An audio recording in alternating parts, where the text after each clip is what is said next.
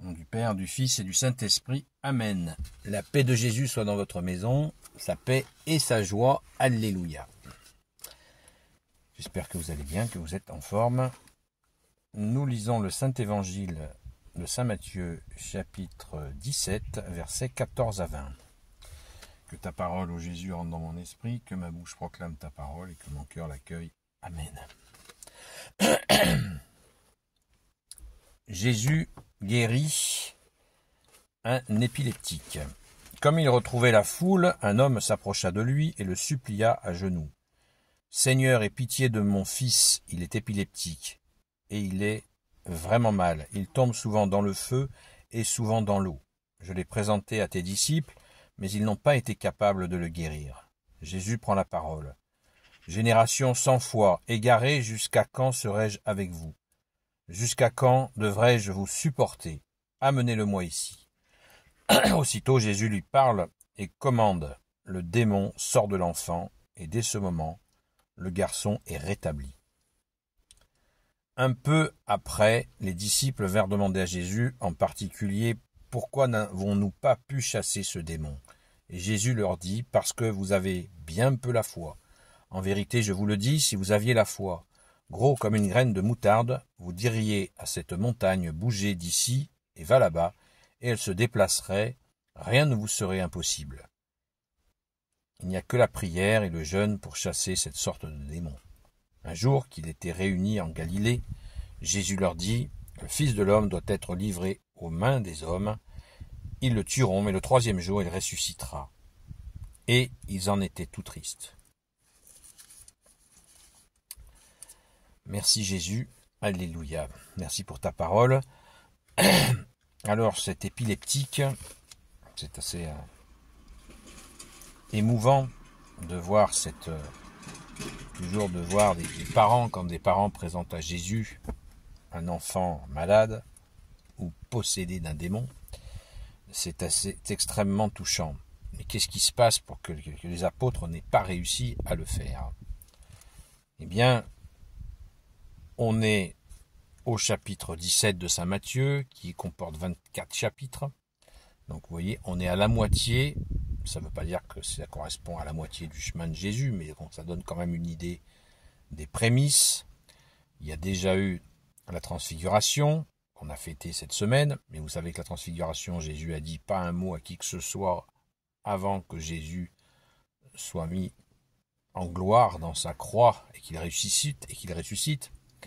Donc seuls Saint Pierre, Saint Jacques et Saint Jean ont assisté à cette transfiguration et ils ne peuvent pas en parler aux autres apôtres.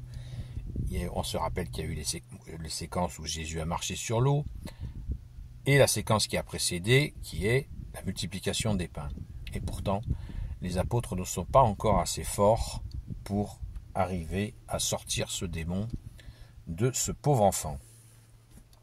Très intéressant à noter. Vous voyez, comme là, nous avons là une preuve que l'évangile est vrai. Pourquoi? Parce qu'on nous montre une faiblesse des apôtres de Jésus. Si c'était faux, ce serait que du blablabla, tout va bien, tout est merveilleux. Non. Et ça, c'est un signe très fort de la vérité de l'évangile, les amis. Très très important, notez ça dans un coin de votre cœur et vous verrez, ça vous servira. Donc, Jésus chasse ce démon et l'enfant retrouve la paix. Peut-être pouvons-nous nous attarder quelques instants. Seigneur, aie pitié de mon enfant, il est épileptique et il est vraiment mal. Il tombe souvent dans le feu et souvent dans l'eau. Qu'est-ce que ça veut dire? Est-ce qu'il tombe, un feu allumé, il se jette dedans? Quand il voit de l'eau, il se jette dedans? Quelle est cette signification? C'est assez intéressant à méditer, ce serait intéressant à creuser. Car il y a là une indication presque thérapeutique et Jésus va le guérir. Feu et eau. Intéressant à cogiter. On pourra peut-être en discuter. Et les apôtres, Jésus leur dit, parce que vous avez bien peu la foi.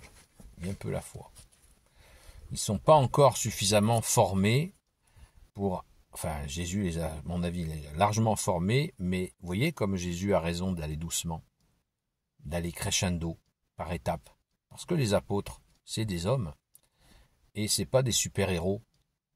C'est pas un circuit. L'humain n'est pas un circuit imprimé à qui on va donner une carte, comme on dit, une carte mère, où tout est inscrit et tout de suite ça se met en place. Ça marche pas comme ça. Et Jésus ménage des étapes pour ses apôtres, pour ses disciples, et des étapes pour les foules qui le suivent.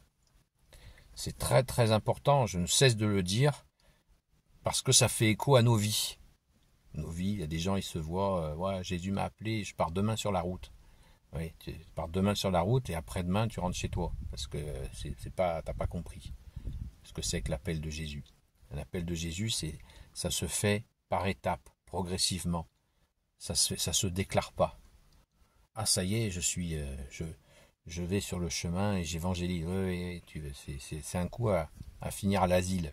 Attention, attention, attention. Jésus prépare les gens de longue date, de longue haleine, avec moult préparation. Merci Jésus, alléluia. Et donc, on a cette fameuse phrase que Jésus dit souvent,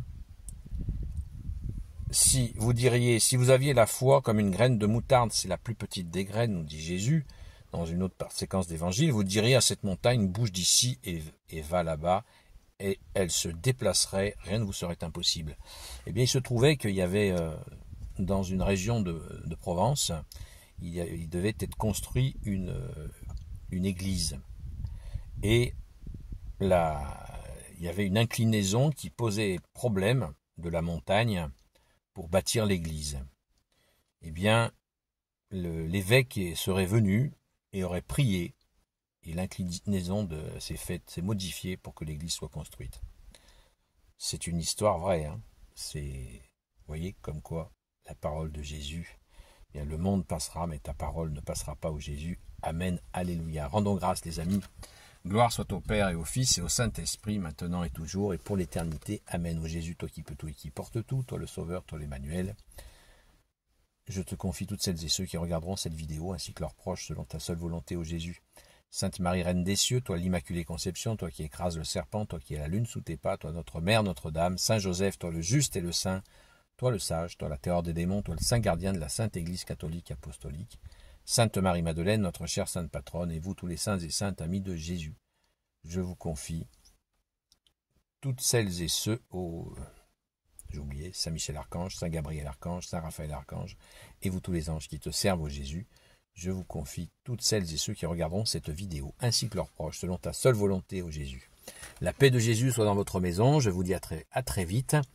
Ce soir, il est possible qu'il n'y ait pas de direct, donc ne vous inquiétez pas. Soyez bénis, à très vite.